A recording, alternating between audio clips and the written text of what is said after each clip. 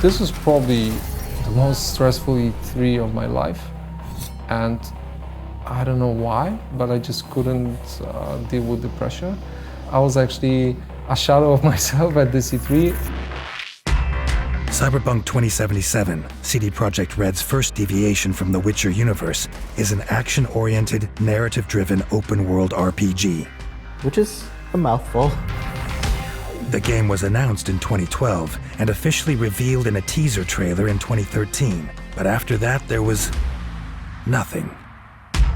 After the teaser, we kind of went dormant. There was silence for 4 or 5 years, which for me and for my community team was very hard because, people were very excited about the game. When we first announced the Cyberpunk, we had a certain vision of where we want to take it. The main difference between a pen and paper RPG and the PC game still to this date is that ultimately, while video games are nicer to look at, the freedom that you have in a pen and paper RPG is something that we have yet to achieve in any game, I would say. We can't just take what is the source material and just, all right, we'll make a video game around it, but we have to be smart about it. Being smart takes time and experimentation. Over the last 5 years, the Cyberpunk development team has been crafting an experience that they hope exceeds the expectations of fans of both the original franchise and of CD Projekt's previous output. The reason why you can't really go out and just show everything is because video game development is such an iterative process, right? What we have now might not be there tomorrow. So we've had ideas that have died over the years, then they have been resurrected, then they died again, and now they're back. Cyberpunk 2077 isn't only set 50 years after the source material, but it also takes place in a parallel timeline. This gave the team the freedom to create a game that respected and referenced the source material, but also suited the shift to the video game medium. For example, it was vital that the player's character, V, be fully customizable. This was a real shift for a company associated with an incredibly iconic character like Geralt.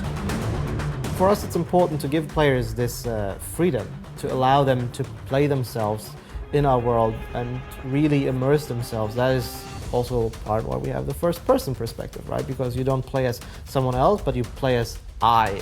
Got a window on the left, go! The move to first person is essential to convey the scale and verticality of Night City, the game's sprawling, neon-soaked hub. But this change in perspective, combined with a completely new style of navigation, including the ability to drive, brings with it a new set of design challenges. It's easy to make an open world that when you're on foot feels huge. But if you're in a car, it's 10 minutes. One feels like a huge world, the other like a not so huge world. And how do you balance that? How do you create the feeling of vastness? But those are the cool things when you challenge yourself to sort of push forward into new uncharted territory, right? And you try to find new solutions to these problems. At E3 2018, CD Projekt RED finally revealed the first gameplay of Cyberpunk 2077 to a select audience of media and invited guests. We were so nervous and anxious to learn what people will say about the game because the hype was unreal. Soon word spread that it was the must-see game of the show. The team left E3 with over 100 media awards. But for the community of PlayStation gamers who had waited so long to see the game in action, the words of the media weren't enough. They had to see it for themselves. 2 months later, their wish came true when all 48 minutes of the playthrough was made public.